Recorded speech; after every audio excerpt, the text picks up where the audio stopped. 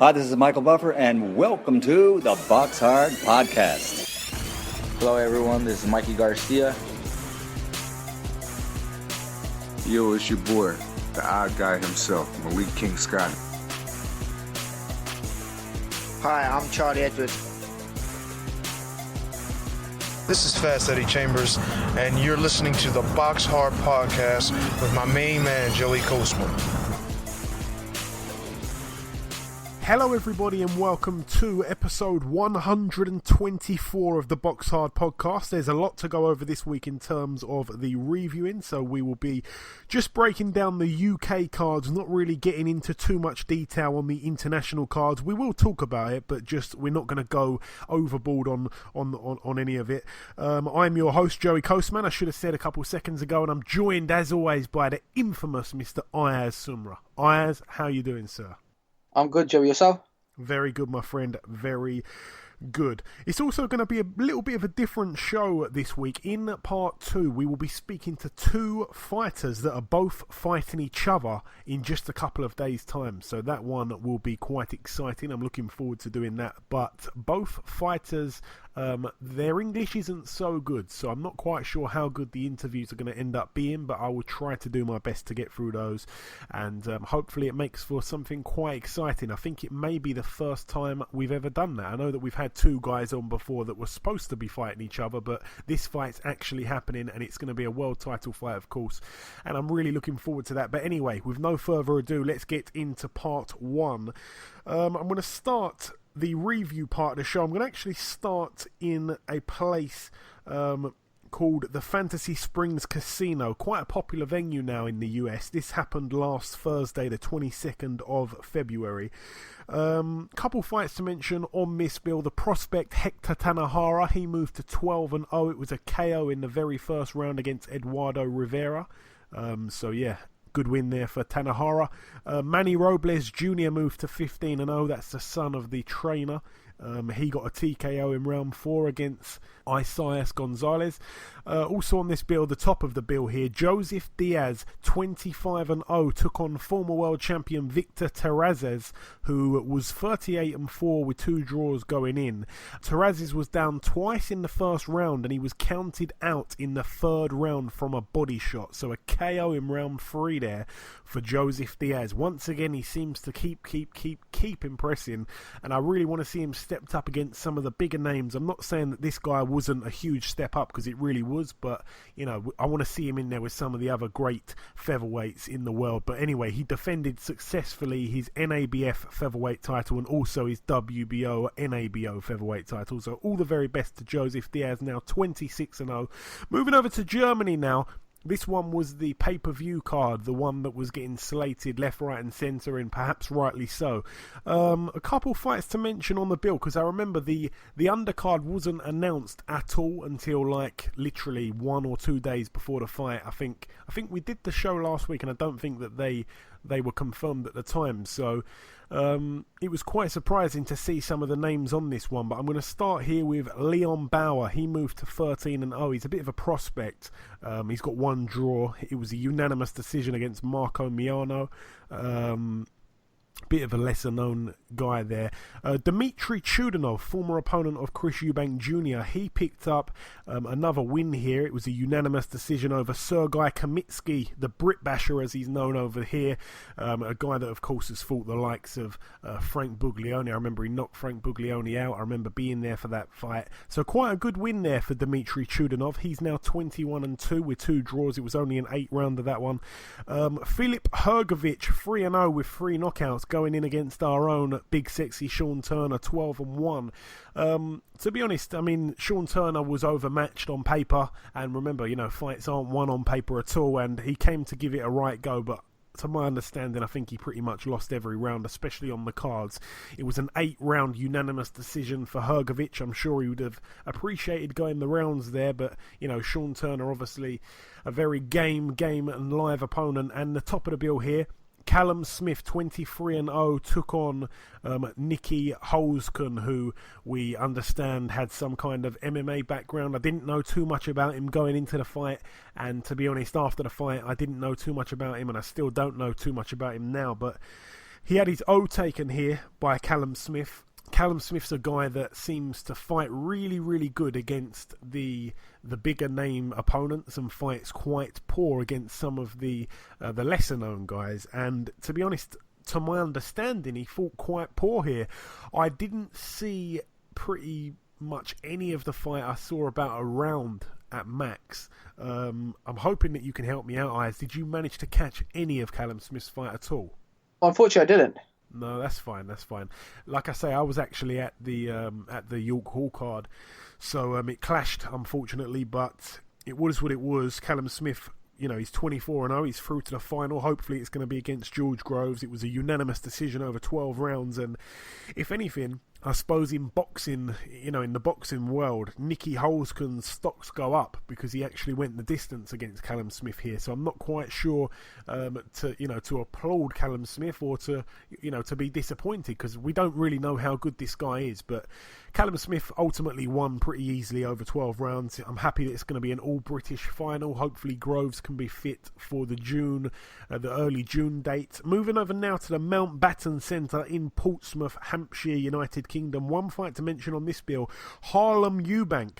The Eubanks are they're fighting all over the place at the moment. Anyway, Harlem Eubank proceeded to 4-0 now. It was a points win over 4 rounds against Ivan Godor. That was just the one fight to mention over there. Moving over now to the York Hall card, the fight that I was at on Saturday night. I'm going to start with Umar Sadiq. Now, Umar Sadiq was supposed to be taking on William Warburton, the very experienced and quite popular journeyman, to be honest, but there was a late opponent change for whatever reason, and he ended up taking on Manchester's Yalton Neves, who's 2-9. Now, Yalton Neves is actually quite a decent fighter. I mean, he's I don't want to say he's a journeyman, but he's been matched quite tough, and he's actually a lot better than what his record would suggest. In that fight, I think Umar Sadiq was a little bit eager. He doesn't seem to feint much. He doesn't really seem to throw much, to be honest. There's not much of variety going on. It seems to be a lot of straight shots for me. He was kind of stuck in first gear a little bit in that fight. He did drop Neves in the first round, though. At the very end of the first round, and like I say, watching Neves up close, he's not a bad fighter at all. He seemed to tire pretty quickly, though, but he's quite a sneaky boxer, Neves, and he comes to give it a go. If he is going to be a journeyman, he's going to be a tricky one. He's also a southpaw. But, he was drafted in at short notice in place of William Warburton. You can't really ask for more. It ended up being a 40-35 points decision for Sadiq, so I think that was quite fair. Again, he's a guy that I think is going to get better and better every time we see him. Talking about now Harvey Horn's fight. Harvey Horn took on Patrick Bartos. Bartos is a man that... I don't want to get the measuring stick out too much here, but he got stopped in the first round against Haroon Khan. He got stopped in 2 against Jamie Conlon. He was stopped in 1 by flyweight Louis Norman, and he was also on the receiving end of a decision against Prince Patel. He lost over 4 rounds, and he went 4 rounds here with Harvey Horn. Harvey Horn won every round but 1. There was 1 round that was shared, so 40-37 in terms of who won there. It was Harvey Horn's fight, that one. He's now 2-0, and Umar Sadiq also 2-0, I should have said. Also on this bill, Hamza Shiraz, a man that really impressed me in his debut. He fought here in his second pro contest. What surprised me is he came out with a really big entourage. He walked out to the ring with loads and loads of people behind him, all with the matching shirts on, as you expect. He definitely doesn't fight like a man that's only had 1 pro fight. Even the fact that I was actually speaking to a photographer ringside that he'd hired just for this event. I mean, that's big things there. It's only his second pro fight. I was talking to his photographer, who actually told me that he reckons that Hamza Shiraz is going to be bigger than Amir Khan eventually. I did say that, he's got a long, long way to go. I think it's a bit early for that. But boxing-wise, I like what I see from Shiraz. He doesn't rush his work. I like the timing. He's very good with his timing. He doesn't seem to waste many shots. He's very accurate. He uses his distance well as well. He's quite he's got a long frame to him. It seemed like the journeyman that they drafted in, I'm probably being a bit disrespectful here to call him a journeyman, but the guy they got in, he seemed to have I don't think his style was really right for Shiraz. I mean, Shiraz won. It was a 39 points to 38 fight, so it was very close on the score there from the referee. But the opponent was very durable, and the guy that he fought, I can't remember his name now. Let me just quickly grab it. His name was Christian Gomez. He was 6-30 going into the fight, and of those 30 losses, he'd only been stopped twice, so he was clearly quite a tough guy. And the guys that he was stopped by was Mark Heffron. Obviously, I think he's something to do with Ricky Hatton. He's a good fighter, and also Felix Cash, who we know very well. So, good fight there for Hamza Shiraz. He's now 2-0. Also on this bill, Boy Jones Jr. He took on a guy called Ronaldo Mora, who's 7-31 with one draw going in. Boy Jones 14-1 with one draw. This guy had also took on Zelfa Barrett. He got stopped in 4 rounds by him. He got stopped in 3 rounds by Kid Galahad, and he went the distance with Tommy Coyle. But Boy Jones, I thought he'd probably stop him. He was finding it quite easy to land uppercuts as early as the first round, and as the fight went on, it was a bit of a boring one, to be honest. Boy Jones, he can box and he can fight, and it kind of was one of those fights where he kind of got caught in the middle of fighting and boxing, and it ended up being quite boring, like I say. But he ended up winning a relatively one-sided battle on points, so he now boasts a record of 15-1 with one draw. Moving down the card, or up the card I should say once more, we're going to now talk about the fight between Nathan Gorman, 11-0, and Morgan Dassault, who was 4-1. We didn't know much about Dassault, obviously. He was a Frenchman. He was down in the first round, and I like stuff that I see about Gorman. He got clocked a couple of times in the fight. He got rocked, but, the heavy knockdown came in that first round. His opponent was really slow. That's one thing I picked up straight away. It was like he was punching underwater a little bit. The second round, the referee jumped in after Gorman was dishing out a bit of a beating, to be fair, and his opponent really had nothing at that point. But Gorman, when he ties you up, this is what I like about him. When he ties you up, he kind of throws your body one way and takes a quick step back and lands like a right uppercut. Something like that, he throws you right into one of his punches. It's quite clever. I like that from Gorman. Some roughhouse tactics there. So he's now 12-0. They're talking about a potential fight between him and Dubois at some point. I think Frank Warren would rather wait about a year's time, so I don't think we will see that fight in 2018, maybe 2019. But I like that. That's a good fight down the line. A second round knockout there for Nathan Gorman. Moving down the card, or up the card once again, Archie Sharp took on a guy, and everybody knows me, I like Archie Sharp, I really do. He took on a guy called Ivan Marotte, who was 18-8 with one draw going in. Archie Sharp 11-0, perfect record. The TKO came in round 7 for Archie Sharp. It was a good fight though. The first round was quite lackluster, I've got to say. There wasn't too much atmosphere in that first round. There wasn't much thrown in terms of punches. There wasn't much landed at all. But the second round, Archie started taking over a bit. Not that he was at any point on the receiving end at all, but he fought really well in the second round. He looked really good when he let his hands go. Like I've said many times about Archie Sharp, he's got humongous potential. His opponent kept moaning to the referee for absolutely nothing, time and time again. It was getting quite annoying even for me watching. The fourth round, I'd probably say, was a 10-8 round. Archie was absolutely teeing off on his opponent, and once again showing us he's got a huge left hook to the body. Archie Sharp, he was letting that one go. The opponent also had a bloody nose in the fourth round, if I'm not mistaken. Archie usually boxes in both stances. He's a bit of a switch hitter. I think he's a natural southpaw as well, but he's converted to orthodox, which I find quite bizarre. But usually switch hits and stuff like that, but when he was switching stances, he was only really throwing one punch in southpaw, and then he'd go back to orthodox. I did want to see him, for a little bit longer in southpaw to try and give his opponent a little bit more to think about, sort of thing, but I don't think he really needed to. He ultimately won the fight, of course, a knockdown in the 7th round, and when his opponent reluctantly got up to his feet, the referee asked him to walk forward, and he didn't. And then he started going crazy, complaining because the referee stopped it.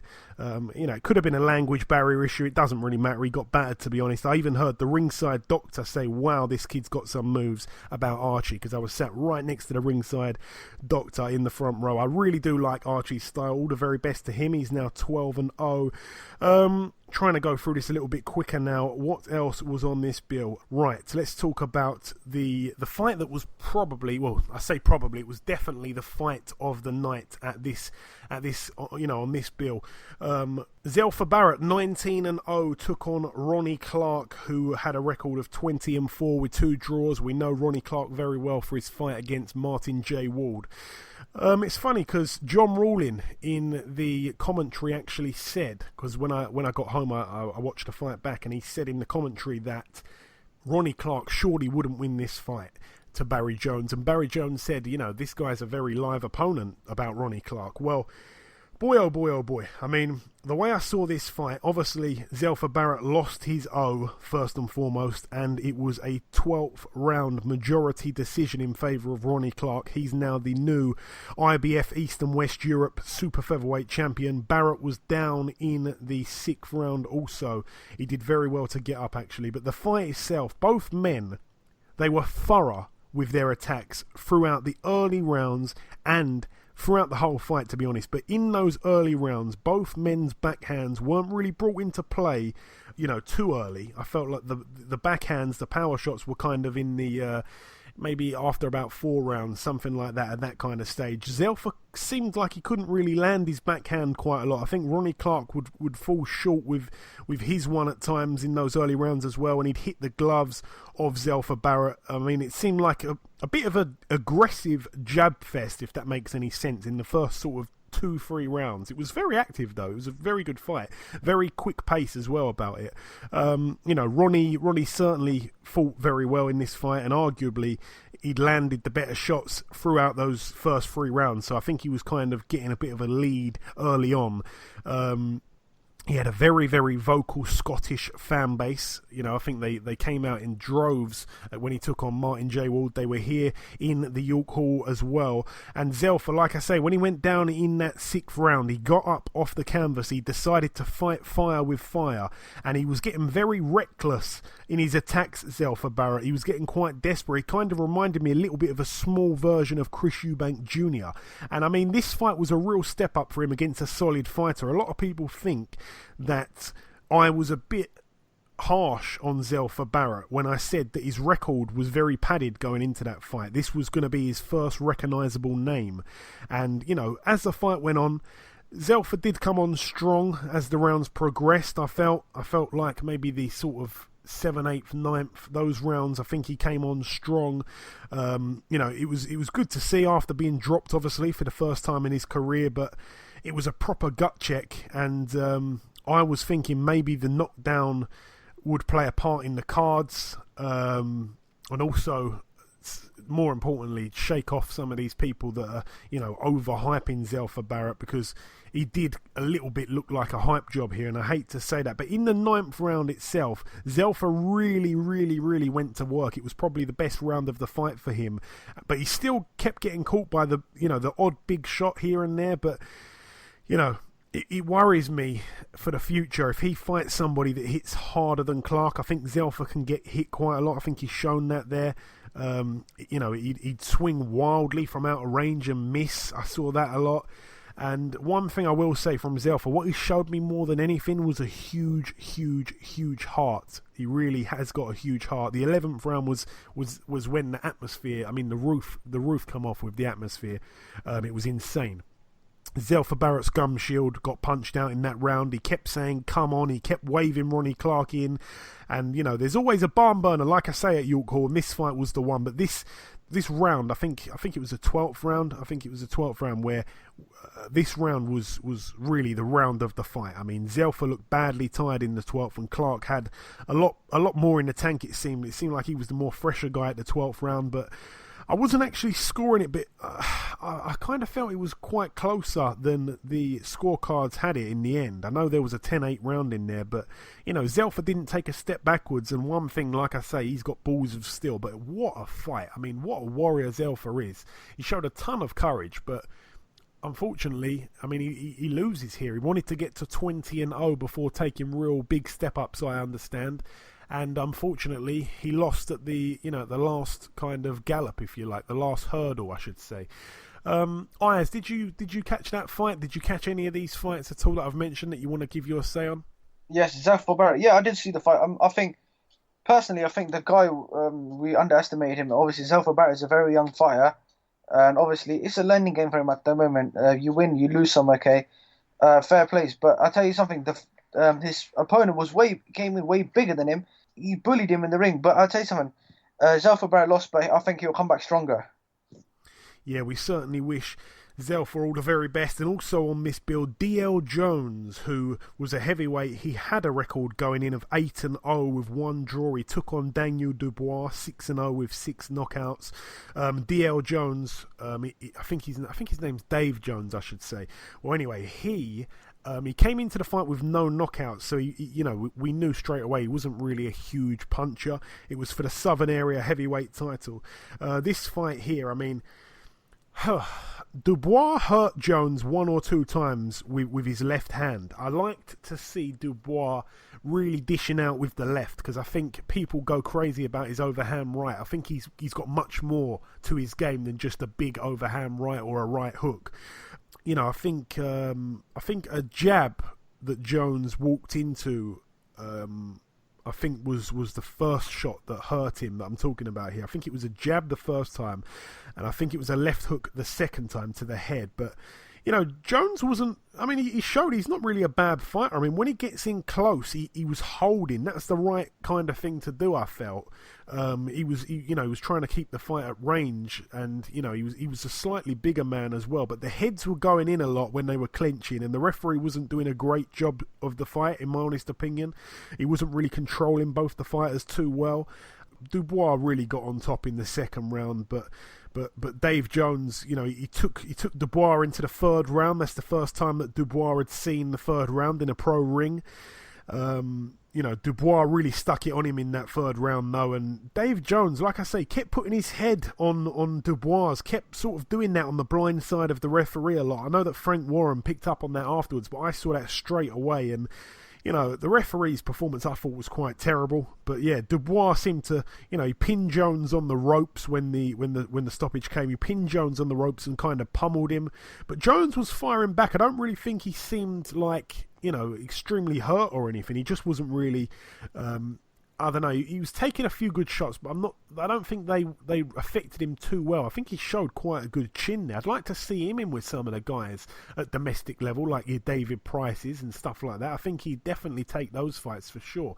I think he's quite a decent fighter. But yeah, the referee waved it off in the end because it was a bit of an onslaught from Dubois. Not everything landing, but it was certainly one-way traffic at that point. Another dominant performance from Dubois, and like I say, for the first time, as he goes into the third round. A TKO for him there. And the main event now, Anthony Yarde 14-0 took on Tony Avalant 26-9 with 2 draws. Obviously Avalant had been knocked out previously by Jürgen Bremer in the early rounds, so I actually expected Yarde to get him out of there in 4 rounds, something like that. I don't think Anthony Yarde had been past the 4th or 5th round in his pro career up until this point. He got took into round 7, and at the end of the 7th round, Tony Avalant decided to retire on his stall.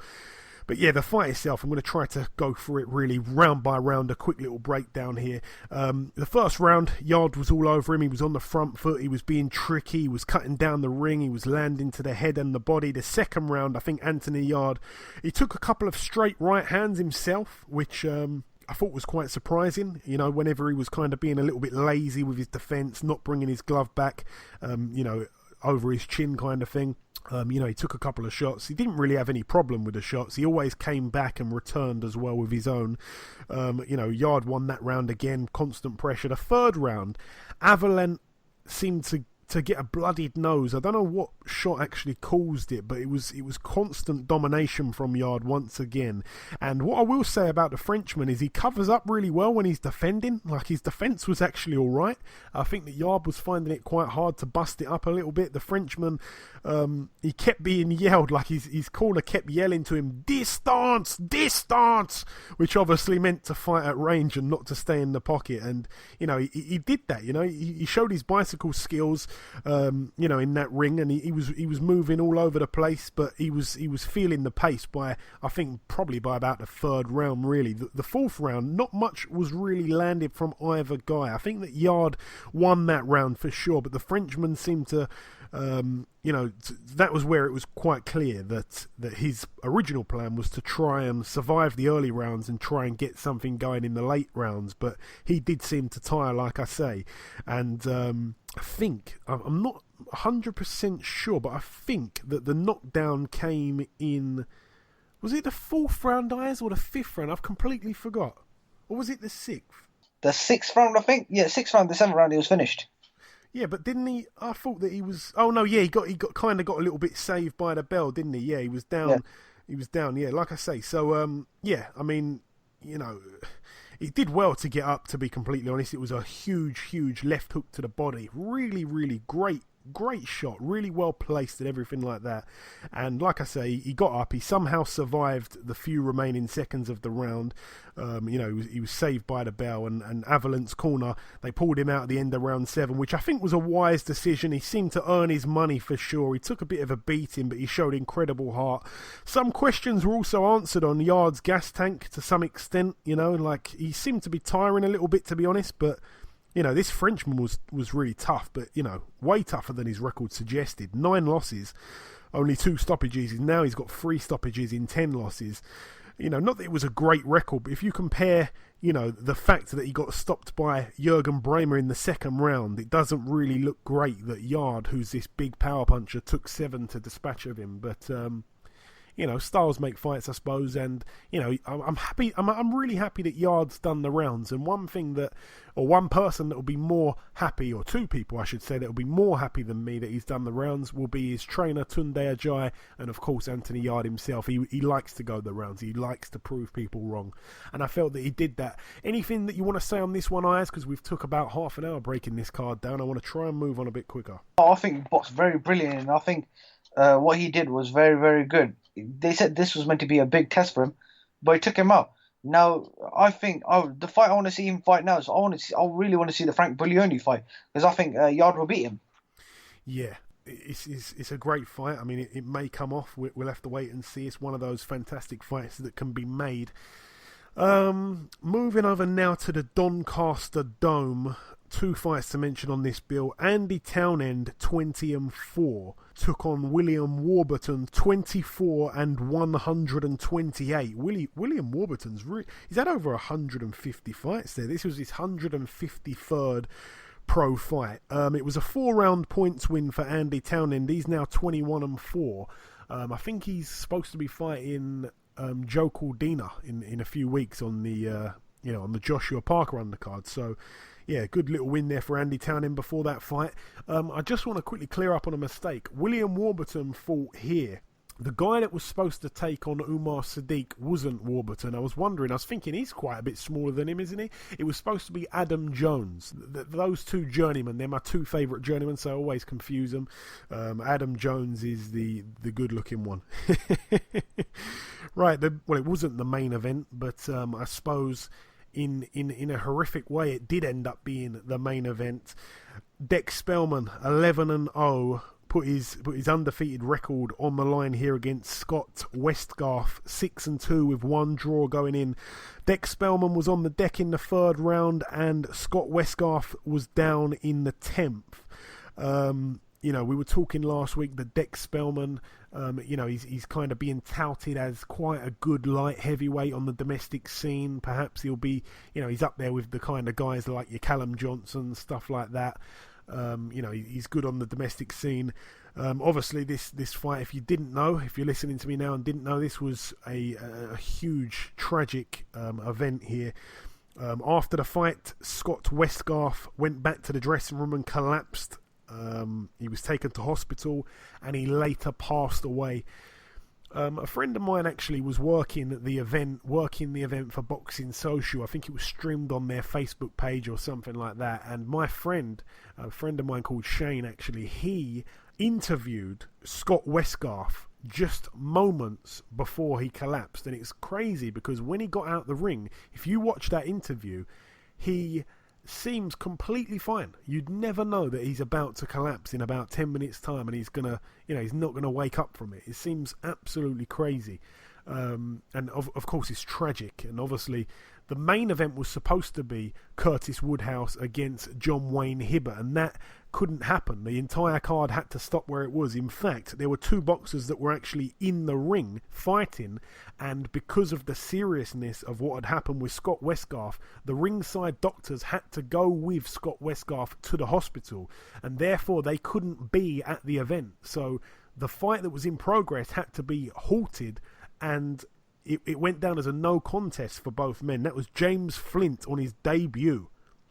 He was making his debut and his fight had to get stopped, and he took on a guy who was 0-26. Of course, that fight didn't end up happening, and the main event, like I say, it would have been quite a good fight between Hibbert and Curtis Woodhouse, but that fight got cancelled. So yeah, tragic, horrific. I mean, very sad. I mean, these things happen very rarely in boxing, but when they do happen, it really hits home. I didn't know Scott Westgarth, but everybody that did know him said that, he was a really, really nice guy, and, he seemed it. He come across really well in the interview, like I say, which was bizarrely 10 minutes before all the rest of the tragedy. So yeah, I'd just like to say, obviously, from myself and Ayaz, our thoughts and prayers are with Scott Westgarth's family, during this tragic event. I think there's a GoFundMe page that you can check out that I think somebody set up in support of Scott Westgarth's family. I think he left behind a wife and maybe a couple of children, which is just even worse, So everybody check that out. And like I say, Ayaz, very, very sad, eh?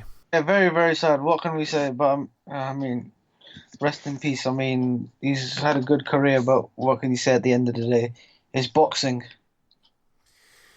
Yeah, it is boxing. I mean, he finishes his career, obviously, with a record of 7-2 with one draw. He actually took Dex Spellman's O. It was unbelievable. He won the fight, over a 10-round points decision. So, quite unbelievable there. He took Dex Spellman's O, and, what happened, it was just unbelievable. So yeah, like I say, thoughts and prayers with the Westgarth family.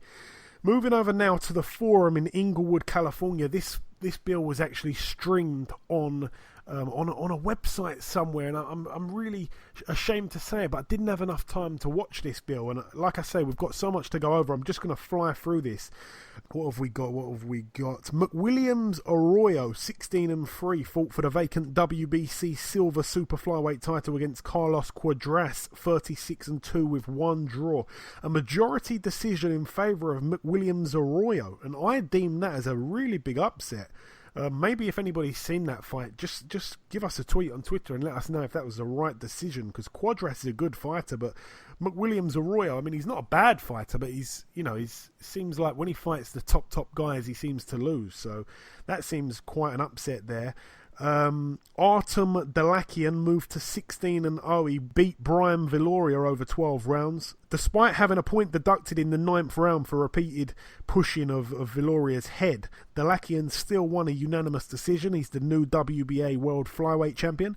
Donny Nietes moved to win number 41. It was a KO over Juan Reveco.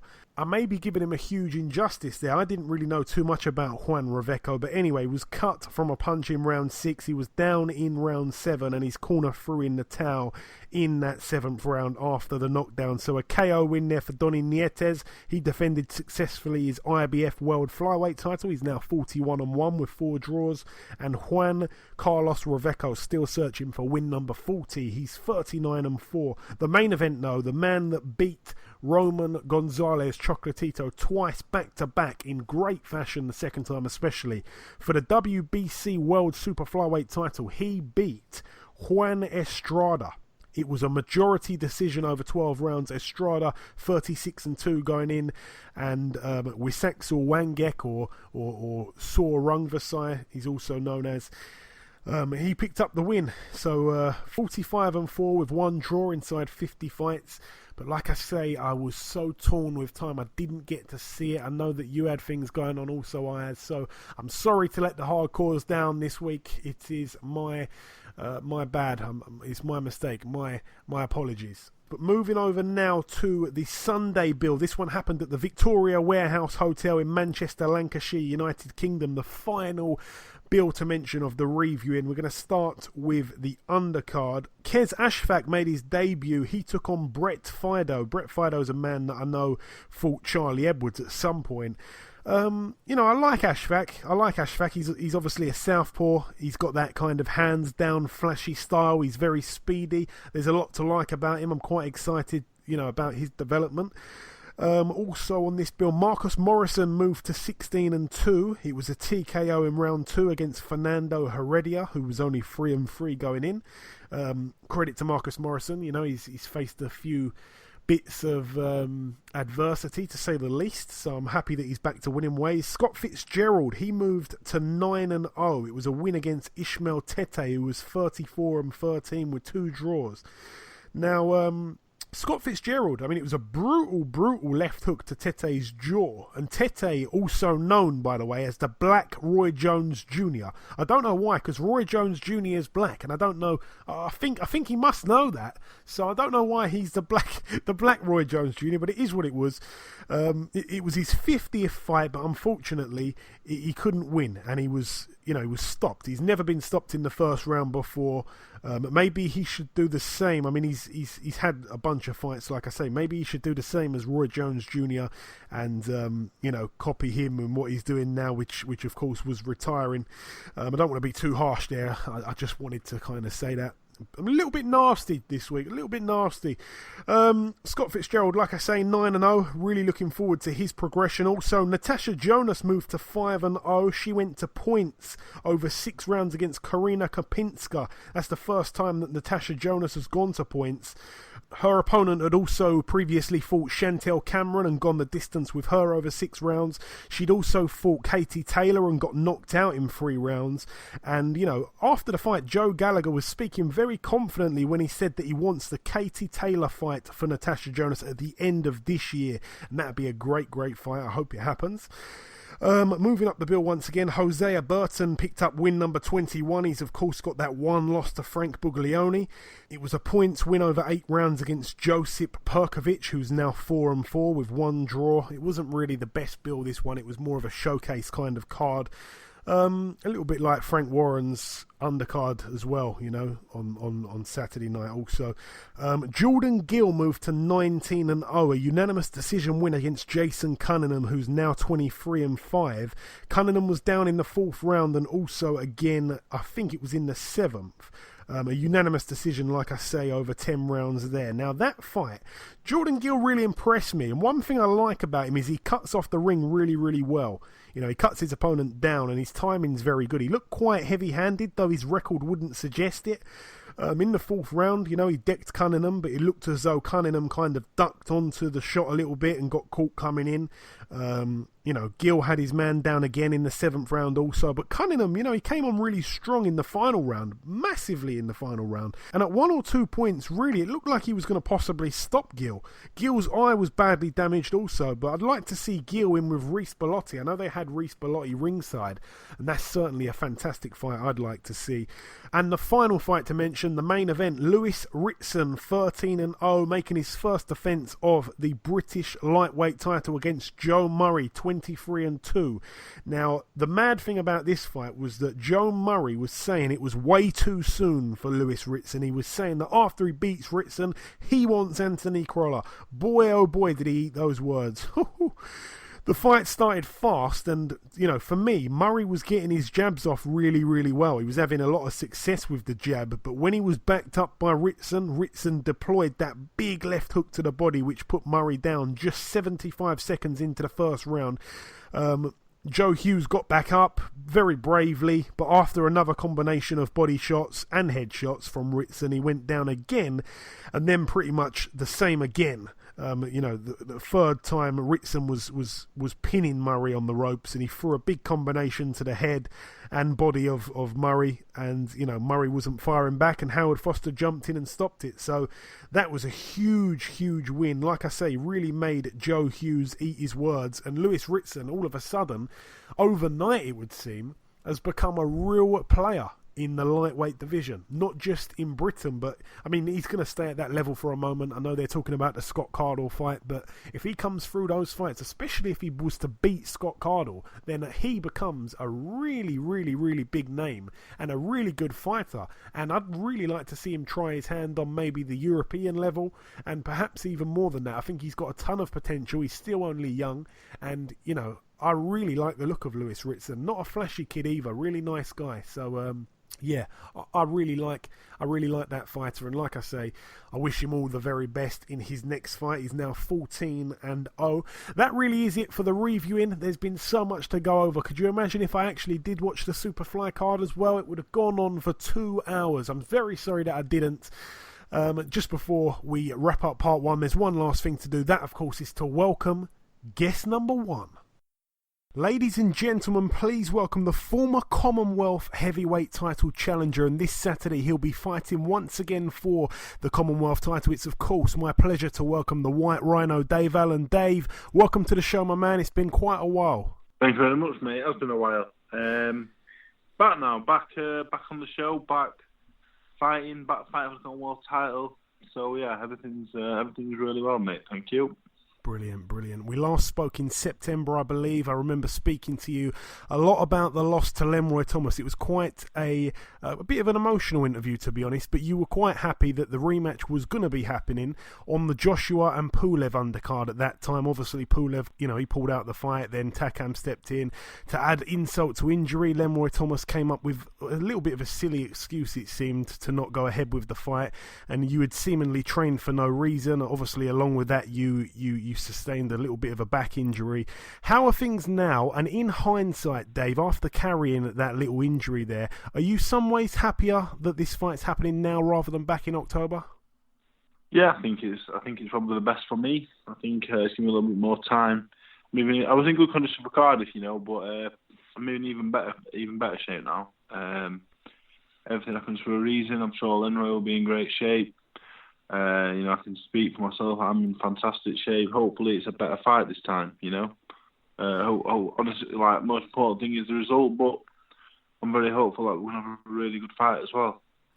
Obviously, as we know, there in your time out of the ring, you've managed to get yourself in what you just said there was, a great shape. I've seen pictures of you. You seem to be in really good shape. What's the biggest factor of getting into that shape? And will we see you at your lightest at the weigh-in than you've ever been as a pro so far, Dave? Yeah, I was light. The lightest I've been was last week. I sparred. I didn't particularly feel great. So I'll be weighing in around 17 still. Is how I feel. Luckily the heavyweight, you have some leeway and you can play around a little bit, see what works, see what doesn't. What I can promise, I can't promise what I will weigh. I don't know. I'm not really that fussed. But what I can promise is I will be 100% the best I can be on the night. There's no excuses. I will be the best I can be. No less, no more. That's all I can promise. I will be the best I can be. And I believe it will be enough. I expect Lenroy to have improved, but yeah, I think from the first fight I'm a totally different man. And Dave, I want to ask you. Obviously, like I say, you're in really good shape. What's really been the one kind of main factor of that? Is it the diet? Is it just, I don't know, more training? You tell me. The diet. I think I've always liked to train. I always train, but the eating. Extra running, extra road work on the track, lots of different things. Yeah. But mainly running, diet, more time in the gym, so many things, everything. I'm just a professional now. This fight is very important. It's not the end of my career, but it's a long way back to trying to get to this kind of level. So I put everything into it, and hopefully we'll see the rewards next week. And in the first fight, Dave, I remember you went in with supreme confidence. You believed that you'd beat Lenroy Thomas with relative ease, I suppose. I mean, it obviously backfired. I know that you blamed yourself a lot, but we can't ignore Lenroy's probably a better boxer than most people gave him credit for. And I felt that really, in hindsight, perhaps you'd underestimated him a little bit in the first fight. If that was the case, Dave, and I know that Eddie Hearn has been saying countless times now, this is your last chance. So I want to ask you, do you feel the pressure now, in this fight? And also, is that good or bad if you do feel that pressure? Is it a good or bad thing? I don't feel the pressure of it because it's a great opportunity for me. I'm going to this fight as a favourite. I'm a favourite in my eyes, in the bookies' eyes, a lot of people's eyes. Lenroy Thomas, I didn't show him the correct respect last time. Me at 100% and Lenroy Thomas 100%, I believe I win the fight, I got myself 100% ready physically. Now I've got to prepare myself mentally all week, get in the correct place mentally, keep my weight down all week, keep being sensible, not doing stupid things like I've done in the past on fight week, and go in there and do the business, Lenroy Thomas, like I say, he's a good boxer, If he was an Englishman, a British man, he'd be the British champion right now, I believe. He'd be in and around, with Sexton, probably beat Sexton, so he's a good fighter. I've got to be switched on to beat him, and I am this time. I took it for granted. I was overlooking him. I was looking past him. I seen a few defeats in his record. And I thought it was going to be an easy night, and I've learned from that. I think it was the best thing that ever happened to me losing to Lenroy Thomas last time. And I know, Dave, that you're a realist, and sometimes you've been too honest for your own good in the past. And I almost don't want to ask you this question, but should this fight go the same way it did last time, and you emerged the loser in this fight, where does Dave Allen go from there? I'm not sure, like say, you have to look at it. I say that, well, if you lose, and say, well, you don't think like that. You have to think like that because this is life. This is a possibility. It's a big possibility. It can happen.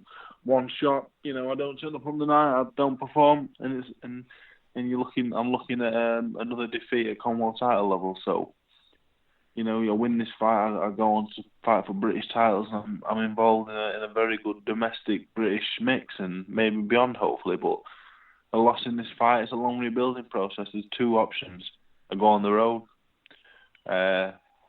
High-level journeyman, I would think I would be.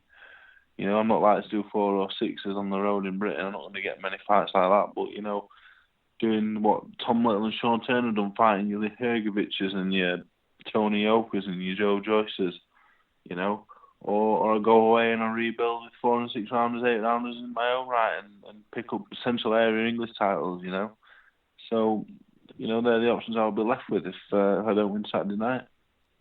And I want to ask you about a couple of other fights. Former foe of yourself, Luis Ortiz, will challenge Deontay Wilder for the WBC title a couple hours after your fight.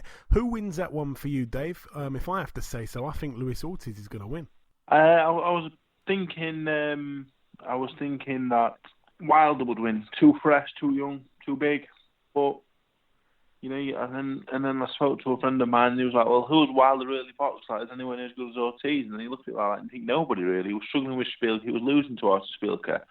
I sparred Spielker and I boxed Ortiz, and one thing I can say is Artur Spielker is not a tenth of the fighter Ortiz is. So if Ortiz retained enough at his advancing years with not much action in the ring, then Ortiz can definitely win. It's what I'm looking forward to. I think it's much more of a 50-50 than I envisaged Parker Joshua being. Yeah, that's a fair comment. And obviously, for the British title, it's been announced just a few days back now. I think maybe a couple of weeks. Hughie Fury, a friend of yours, takes on Sam Sexton. Is that a fight that Hughie goes in as a massive favourite? Do you think he doesn't really have any problems with Sexton, or is it a good fight, that one? I think Hughie wins. Hughie wins over Rudenko. You'd say Rudenko probably a level or two above Sam Sexton. Sam Sexton's the British champion. You've got to respect him. It's a brilliant achievement. It's one I hope to aspire to myself one day. So I can't really sit here and say Sam Sexton's no good. He's a solid fighter. But Hughie Fury would think his movement, what he showed in the Parker fight, defensively and whatever else, if he starts implementing a good offensive side to his game, he's going to be a hard man to beat, especially at domestic level. Yeah, for sure. And a couple of the last questions I've got for you now, Dave. Moving a little bit away from the fighting side of the sport. You've obviously got your own boxing podcast now called the White Rhino Fightcast. Yeah. How's that going for you? You enjoying it, Dave? Yeah, it's just I just pick the phone up and talk for an hour every now and again. It's just I don't really know what it's about. I didn't even know what a podcast was when I was asked to do it, so I just do it, I've got that going off the Rhino Sanctuary. Me and my friend are doing that.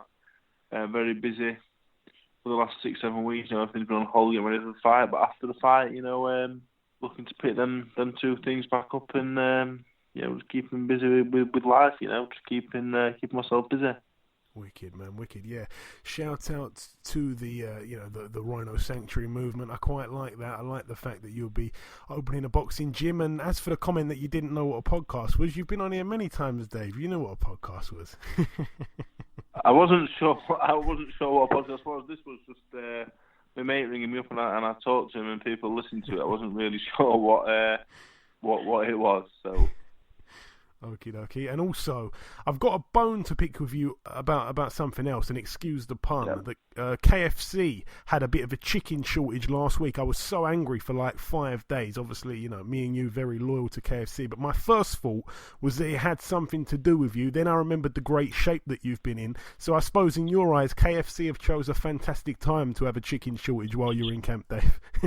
It's funny because people kept asking me about it, and I had no idea what they was on about, and then I realised, and then I thought that's brilliant because I'm not even eating it. So I'd have been fuming if I would have been eating it, and I'd have gone. If it had happened the day after the fight, on the day of the fight, after the fight, I'd go and get some. I'd have been fuming, but it's worked out all right. They better have some Saturday night. I know that.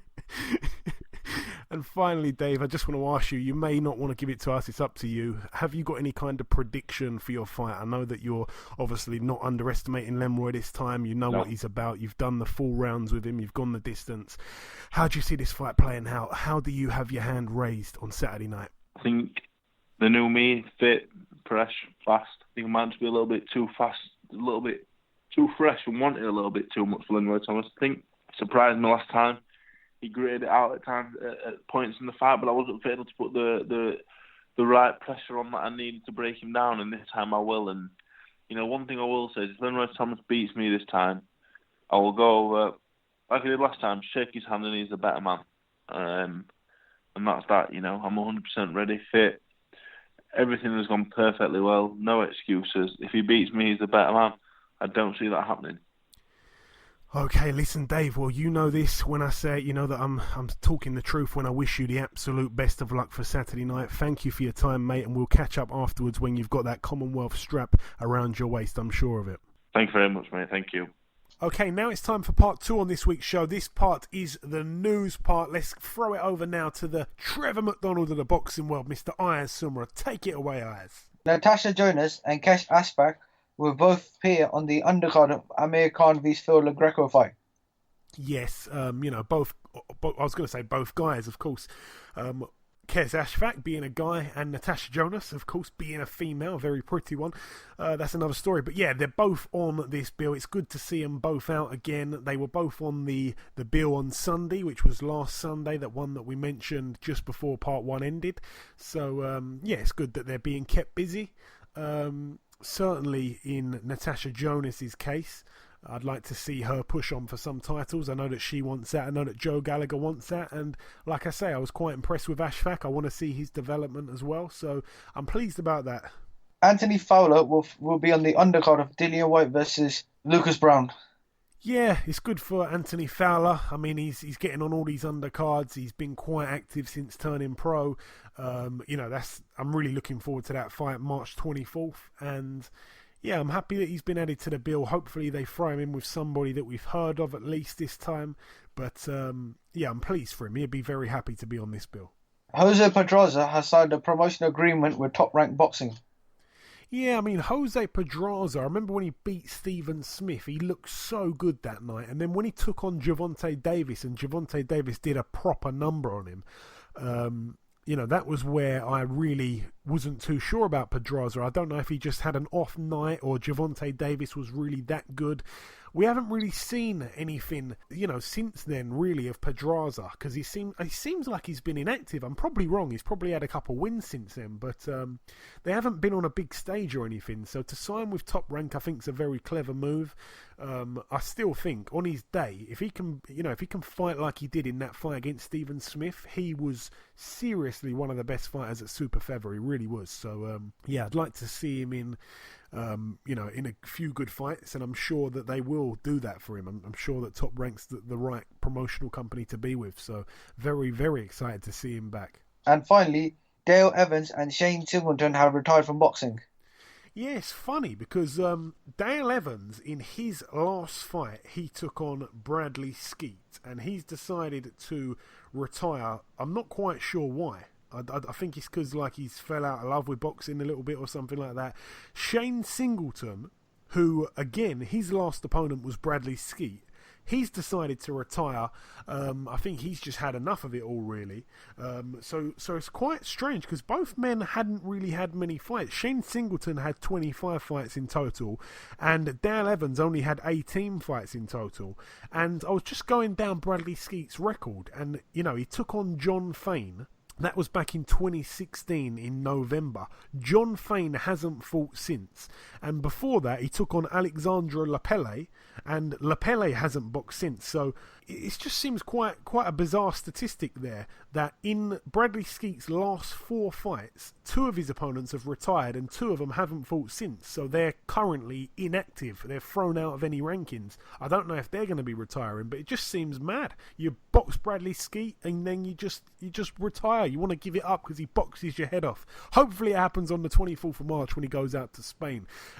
Obviously we had Bradley Skeet on last week's show, and I put the the podcast on Twitter, and someone of the, I don't know who it was, but someone in Spain found the tweet, and they must have listened to the interview, and there was a bit in the interview where I was pronouncing the guy's name and Bradley Skeet couldn't pronounce his opponent's name, and in response they was like, yeah, you're gonna know how to pronounce his name on March 24th. I was like, oh, all right, calm it. So I thought of a good response anyway. He's taking on we're going really off the subject here, but I thought of a great response. He's taking on a guy called Kerman Leharaga. So Kerman Leharaga.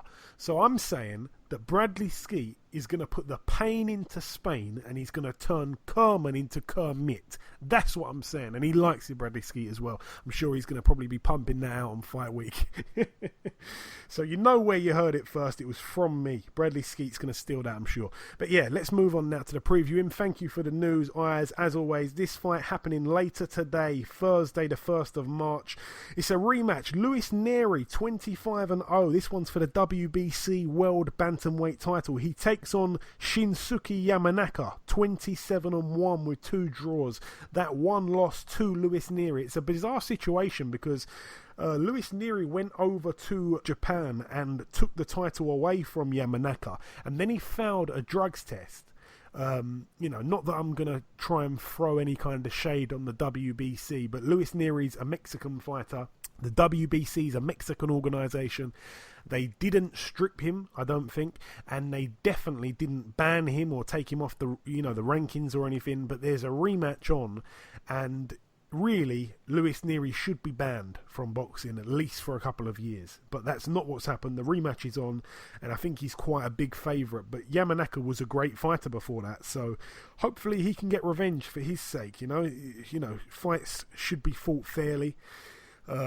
We don't need a reminder about what can happen, because obviously not that anybody was doping or anything in the tragic event that happened last week, but I'm just saying it just reminds you how dangerous this sport really is. Moving over now to a bill that's happening tomorrow at the York Hall in Bethnal Green, a fight card that I will be there for. It's once again another showcase bill from Frank Warren here. All his prospects are on it. We've got I'm just going to run through the names. We've got Tony Vincent, 1-0. We've got Jake Petit, 2-0. We've got Zach Chelly, 3-0. We've got Sanjeev Sahota, 10-0.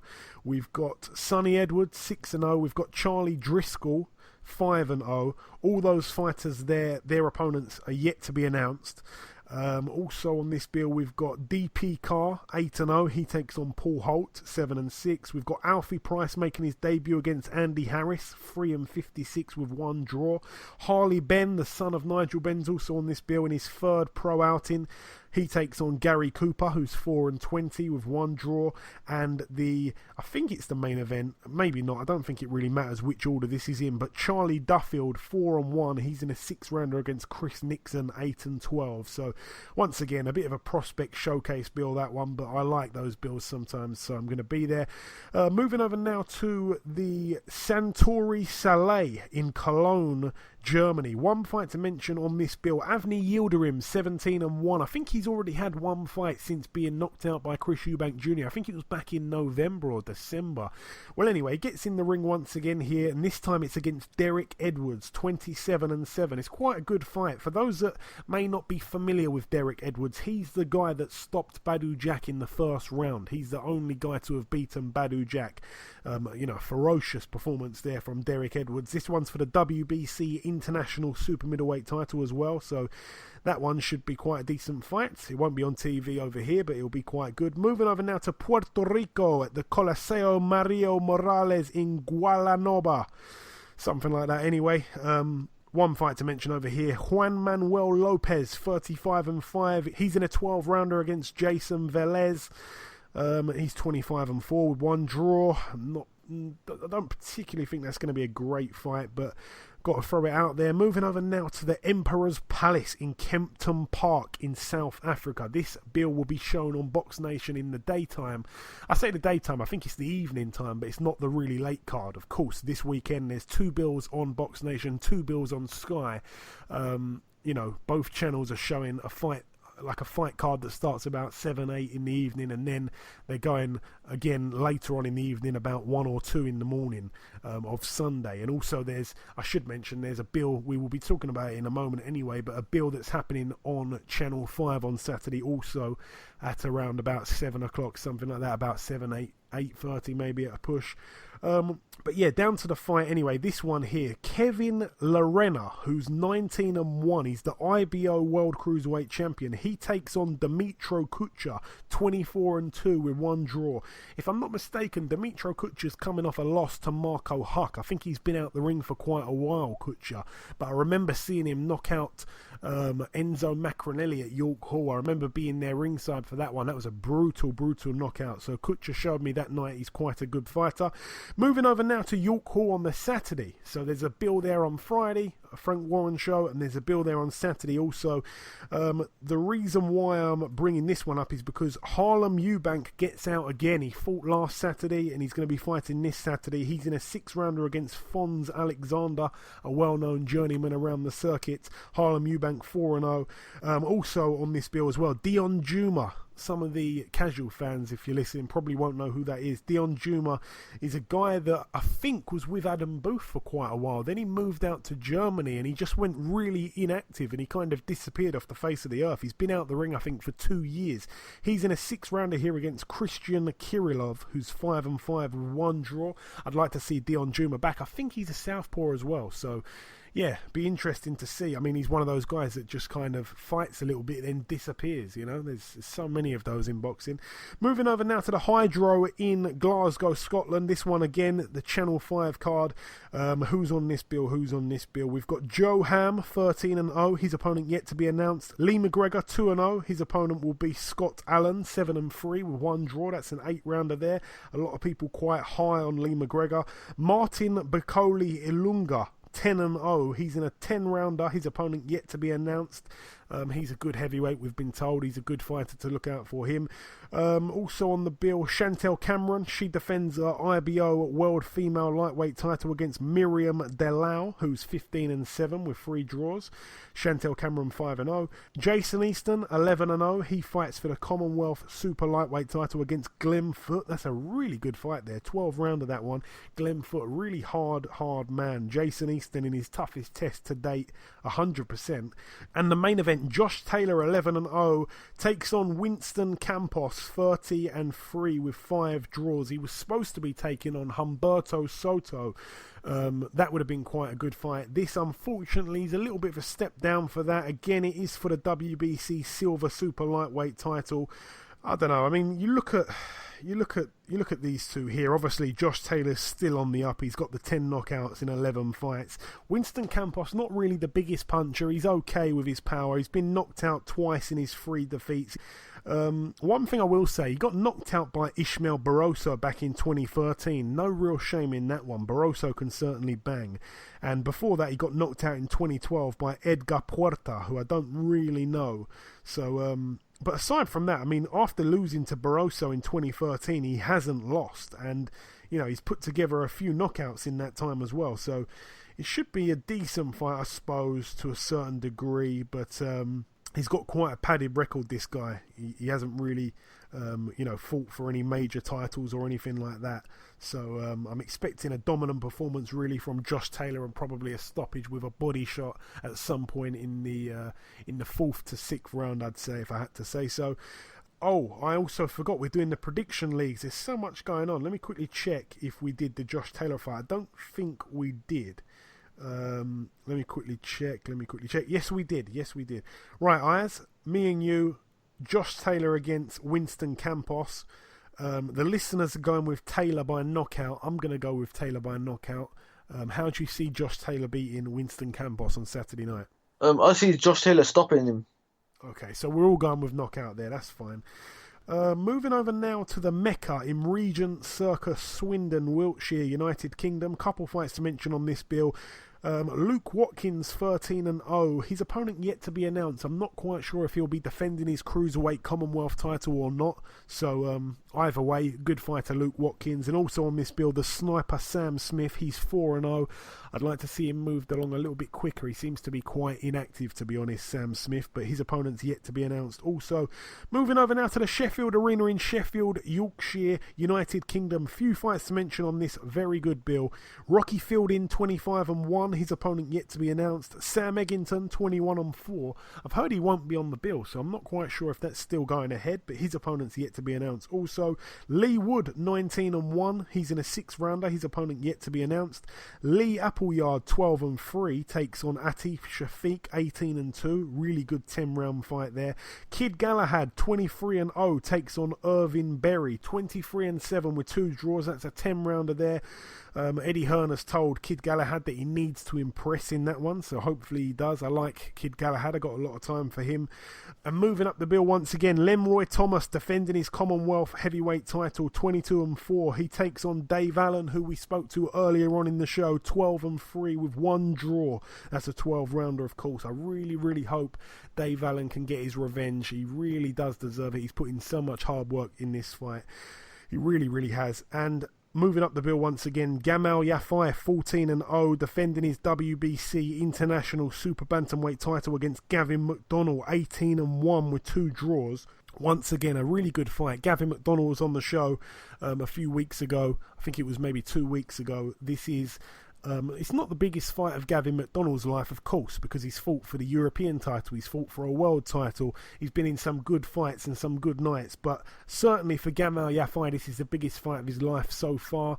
You'd have to say if Gavin McDonnell loses this fight, then I don't really know what he does from there. It's an awkward and very difficult position to be in. I did say that to him, but if he wins, he's right back at it. He's still ranked with the WBC.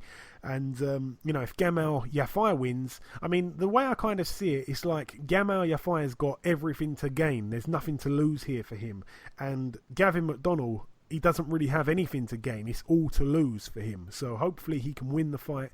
But Gamal Yafai is looking quite good. I know he's the betting favourite also. That's a 12-rounder there, of course. And the main event here, Kell Brook, his first fight at 154. He's moved up in weight, of course, and it's going to be for the WBC Silver Super Welterweight title. So Kell Brook looking to jump right up those WBC rankings. The champion, by the way, in the WBC at 154 is Jamel Charlo. What a fight that would be. Kell Brook, 36-2, takes on Sergey Rabchenko. He used to have something to do with Ricky Hatton. I don't think that he's still anything to do with him, but he's a decent fighter. 29-2. He's not. I think they're saying that he's like this big power puncher. I don't think he is a big power puncher like they're trying to say, but I'm excited mainly, Ayaz, to see Kell Brook at this weight. What are you expecting from Kell Brook, and how excited are you to see him at 154? I'm excited to see him at 154. I think it's a new weight for him, and I think it'll be really good. Obviously, 147 was I liked him at 147, but obviously he jumped, he was very big, and I think that his body, because he had to drain a lot to fight at 147. But 154, I think it'll be a very good fight. Now, if he wins this belt, he may be mandatory for the Jamel Charlo fight, which I think is a very dangerous fight. Personally, I wouldn't go down that route. Well, I'll go down the WBO route, and I know that Saddam Ali will most likely be fighting Liam Smith in his next fight. Should Saddam Ali beat Liam Smith, I'll rather see. I think Kell Brook can easily win the title, because I think Kell Brook can easily beat Saddam Ali, and I think I wouldn't like to see fight Charlo, because I think Charlo is very dangerous. But in this fight, I'm going to go for a Brook knockout. I reckon Brook will stop Rabchenko. But I want to see how good he is, because I think 154. I personally think he's naturally a 154 fighter. But we'll see how he fights in his first fight at 154. Yeah, I'm looking forward to see how he looks. When I say that Rabchenko, I think his power's a little bit overrated, what I mean is I think the knockouts have come against guys who are relatively unknown. The two standout names on his resume is Anthony Mundine, who he lost a split decision to back in 2014, and Tony Harrison, who came up short against Jarrett Hurd for the vacant world title at one point. He got knocked out in the 9th round by Tony Harrison. Tony Harrison is a proper banger though, so no real shame in those, but I think Kell Brook stops him also.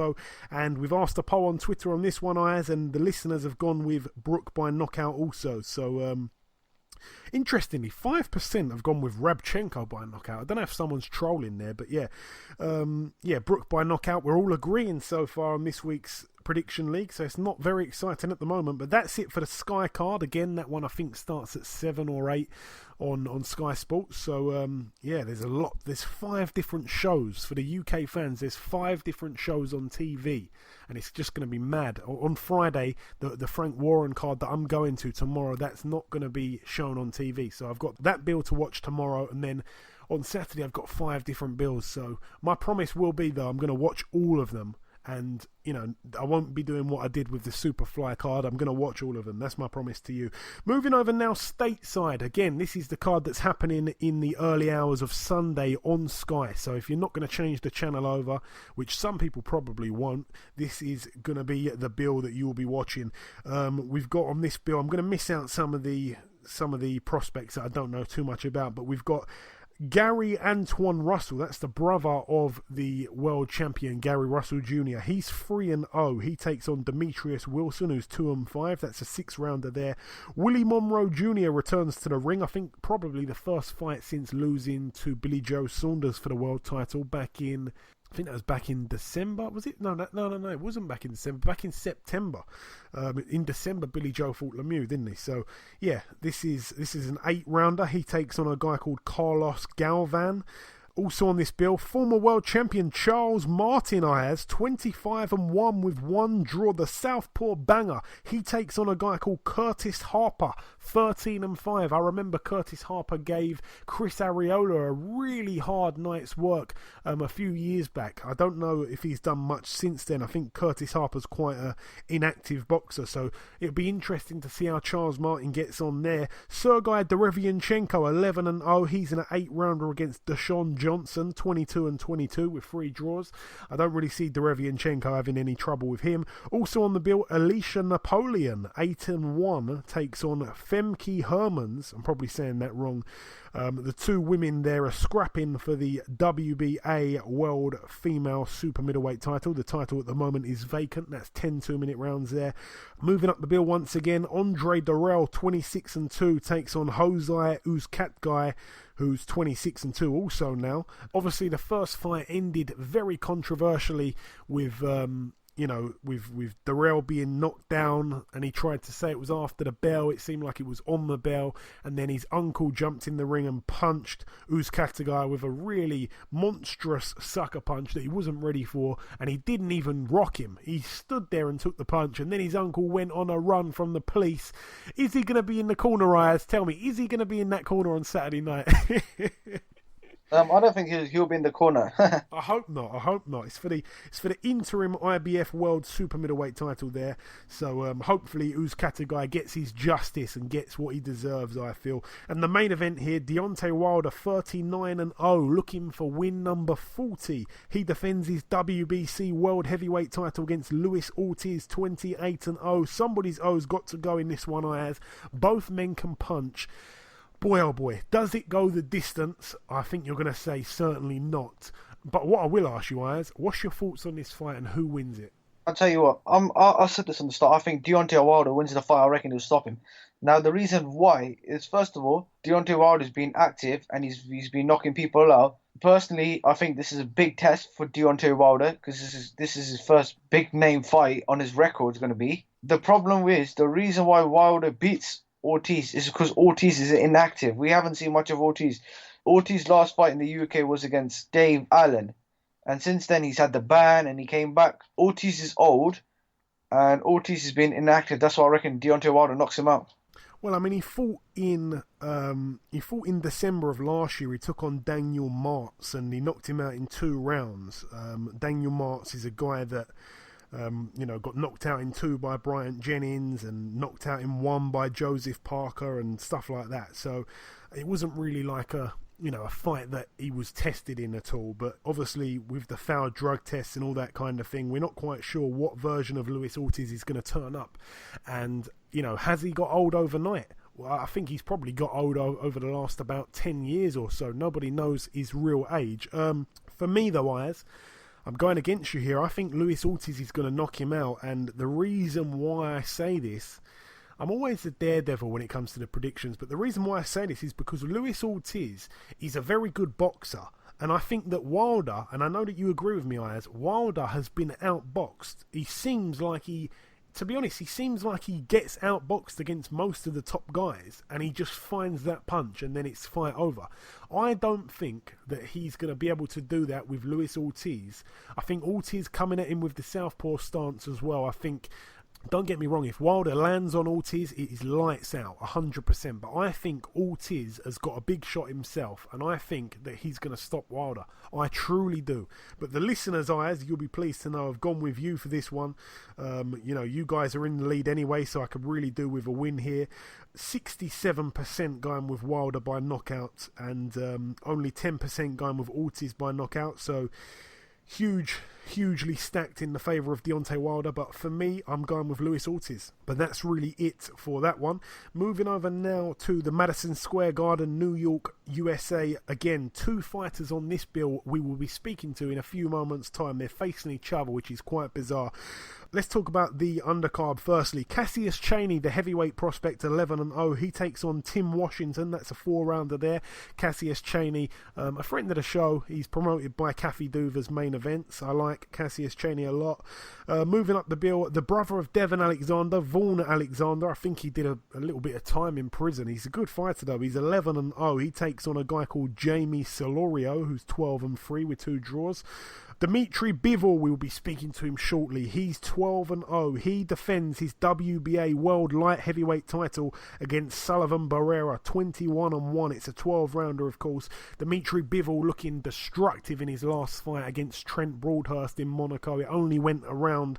One thing about Sullivan Barrera, though, is that he's been down 3 times in his last 4 fights. He's won every fight, by the way, but I just think that Dmitry Bivol, I'm not sure if he hits Barrera, he seems to hit people and they stay hit. So I don't know if Barrera will be able to pick himself up off the canvas here, but, if you're a betting man and there's something about Barrera being knocked down and then getting up to win, I'm sure the odds on that would be absolutely mad, and that is very, very possible, because Barrera's got a ton of heart and he's a great, great boxer. I think his chin's the only thing that perhaps lets him down a tiny bit, but I truly wish both men best of luck. I'll be speaking to the pair of them in a matter of moments, but yeah, it's a great, great fight, that one. We've got to pick the predictions on this also, Ayaz. So I'm going to start with you. Dmitry Bivol, 12-0, 10 knockouts. Sullivan Barrera, 21-1. Of course, he can punch as well. The one loss was by decision to Andre Ward. It's a great fight. I'm going to go with this win. I'm going to go with Dmitry Bivol by stoppage. Okay, our listeners have gone with Dmitry Bivol by stoppage also, and I'm going to agree with you once again, as we're all agreeing with each other this week, it seems. 73% going with that. Also, Sonny Edwards, the brother of Charlie Edwards, he's actually fighting tomorrow at the Frank Warren show. He tweeted us saying he can't see anything but a Bivol knockout. I mean, I can see quite a few different things happening, but that's the one I can see most, if you know what I mean. That's the one I can really visualise and see it in front of me. Right, moving up this card once again, Sergey Kovalev, 31-2 with one draw, defends his WBO World Light-Heavyweight title against Igor Mikhalkin, 21-1, same record as Sullivan Barrera, funny enough. Both men here are Russian. Kovalev's, he's a big puncher. Mikhalkin's not really a big puncher. And when I spoke to Kathy Duva a few shows ago, she said that if Kovalev wins his fight and Sullivan Barrera beats Bivol, then it's a natural fight for Kovalev to fight Barrera in a unification bout later on this year. Firstly, Ayaz, I know that we're massive fans of Kovalev, me and you. I'm going with a Kovalev knockout. I'm sure you're going with the same. So I'm going for a Kovalev knockout. Yep, and surely our listeners have gone with the same there. Let me just quickly check that. Yes, 93% going with Kovalev by knockout, 7% going with Kovalev on points, which means that nobody at all voted for Igor Mikhalkin. So I wish both men the best of luck. May the best man win, but for me, I think Kovalev will win that one, but I'm really looking forward to that. That's going to be shown on Box Nation. But that's really it for the previewing. I thought there was a little bit more to go over, but there wasn't. So that's it for the previewing. We did the news in this part. We brought you the first guest, the charismatic, colourful, and many other different C's. I'd like to call him a few others. Colourful, charismatic, courageous, and I want to be able to say Commonwealth. Hopefully Dave Allen can do the job on Saturday. We also did the reviewing. We've just done the previewing. The last thing to do before we wrap up part 2 and ultimately finish the show is to welcome. We've got 2 guests coming in, but first, the defending WBA Light-Heavyweight Champion of the World, Mr. Dmitry Bivol. Ladies and gentlemen, please welcome the WBA Light-Heavyweight Champion of the World, Dmitry Bivol. Dmitry, welcome, my friend. How are you? Hello. I'm great. I'm good. Feel good. Can't wait my fight. Excellent. So, Dmitry, I wanted to ask you, are you now living in California, or are you just going to California for training? Just going for training in California, but I very like California, and in the future, I hope I will be spend most time in California. Yeah, the weather's good, yeah? Yeah, weather is good. Okay. So in the light heavyweight, in the division, the light heavyweight division, Russia has got some fantastic fighters. Yourself, Sergey Kovalev, Artur Beterbiev. At cruiserweight, you've got Murat Gassiev. Russian fighters are very special fighters. Why are the Russian fighters so special, Dmitry? I don't know. It's too difficult, but I think maybe because now it's not USSR, and more boxers can come to Russia or to America and another country, and they can show his boxing. Yeah, absolutely. The Russian fighters have got a lot of power. I like that. So, Dmitry, in your last fight, of course, you fought for the vacant WBA light heavyweight title. The fight only lasted 1 round. You destroyed Trent Broadhurst in Monaco, a first-round knockout. You're now the WBA champion of the world. On Saturday, you will make your first defence of the title against Sullivan Barrera. Sullivan Barrera is a very good fighter. Obviously, only one loss. It was to Andre Ward. It was a decision loss. Do you think on Saturday you can win this fight by decision or knockout? How do you win the fight on Saturday? First of all, I wanna be winner, and I wanna that people who will see my fight will be glad after my fight. I wanna that fan said, "Oh, Bivol is a really good fighter. I wanted to see him again," and that's my goal on Saturday. And of course, I wanna be winner more good. I wanna be better for fans. Yeah, absolutely. I don't know how it will happen. It will knock out or decision, George decision, whatever. I wanna make a good fight. Yes, of course. Now, a few days ago, you met with Andre Ward. What did you and Andre Ward talk about when you met, Dmitry? It was just a meeting. We talk about my training, what he saw, and we talk about his life. He said me about Olympic Games, how he won, and we talk about my life. It was just like friendly conversation. Yeah, of course. And of course, the main event on Saturday night is Igor Mikhalkin versus Sergey Kovalev, two Russian fighters. Who do you think wins that fight? A lot of people believe Kovalev will win that fight easy. How do you see it? I know that many people think about Mikhalkin. It's too easy for Kovalev, but I don't share their opinion because I think that Mikhalkin is good boxer. Of course, he not famous like Bernard Hopkins or Stevenson, but he really good fighter. Yeah, it's not easy for Kovalev. It's will not easy. Okay. I think. Okay. And on May the 19th in Canada, another fight for the WBC Light-Heavyweight title, Adonis Stevenson and Badou Jack. Who do you think wins that fight, Dmitry? It's really difficult, but I know that Badou Jack is in good shape, but Stevenson has good. He has good, more experience, I think. Yeah. And he really uncomfortable. Okay. But I don't know who will be winner. Yeah, it's a good fight. It's a very good fight. And also, I want to ask you, Dmitry, obviously you've sparred lots of different fighters, I'm imagining, from all over the world. Who are some of the best fighters that you've sparred with in the gym? I don't know. When I spar, I do that. Я просто выполняю задачи тренера всегда. I do what the trainer asks me to do and for training. И бывают даже простые оппоненты, и мне с ними тяжело выполнить задачу, которую ставят. And sometimes even with the easier opponents, it might be hard for me to accomplish what my trainer asks me. So I'm working on my own skill set. Okay. And Dmitry, if you win on Saturday against Barrera and Kovalev beats Mikhalkin, do you want to fight Kovalev later this year? You can ask me that question after my fight, because I don't know what will happen, and I don't have a plan after my fight. Okay. I focused only Barrera. Okay, I like that. That's very clever. I like that.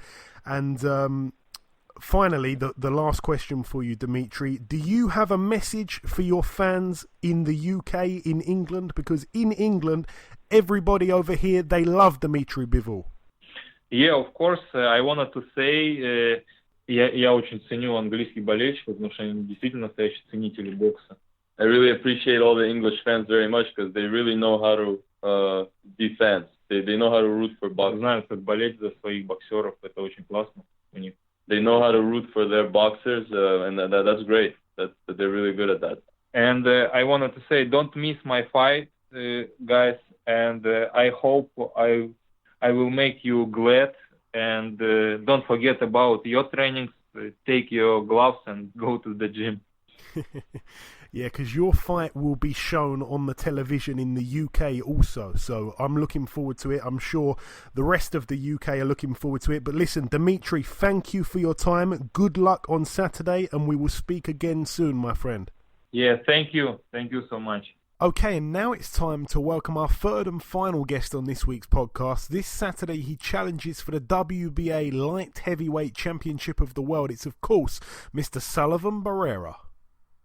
Ladies and gentlemen, please welcome the Cuban Light-Heavyweight World Contender, Mr. Sullivan Barrera. Sullivan, welcome to the show.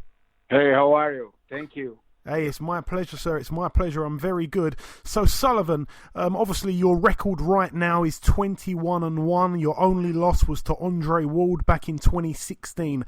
After losing to Ward, in my opinion, you're a much better fighter today. You knocked out Shabransky, very good win. You beat Joe Smith Jr., very, very, very good win. And, of course, in your last fight, you beat Felix Valera, another great win. Do you believe that you learned a lot when you fought Andre Ward, and it's made you a better fighter today? Yeah, of course, yeah. When I fought Ward, I don't have a lot of name in my back, but now I have it. So then I learning a lot with Ward. That was the very good fight for me. Yeah. Yeah, no, of course.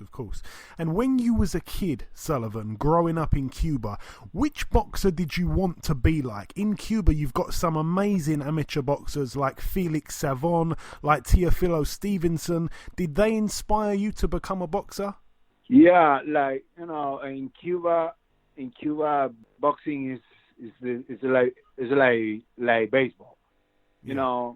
A lot of kids love boxers like baseball. So, we had good amateur boxer. That was my impression, like Savon, Teofilo, the history in Cuba in general. Yeah, okay, yeah, nice. Some great fighters, like I say, some fantastic fighters. So, Sullivan, you're fighting on Saturday against Dmitry Bivol for the WBA Light-Heavyweight Championship of the World. Firstly, what do you know about Dmitry Bivol, and how excited are you to be boxing for your first world title on Saturday? Yeah, he's a young guy.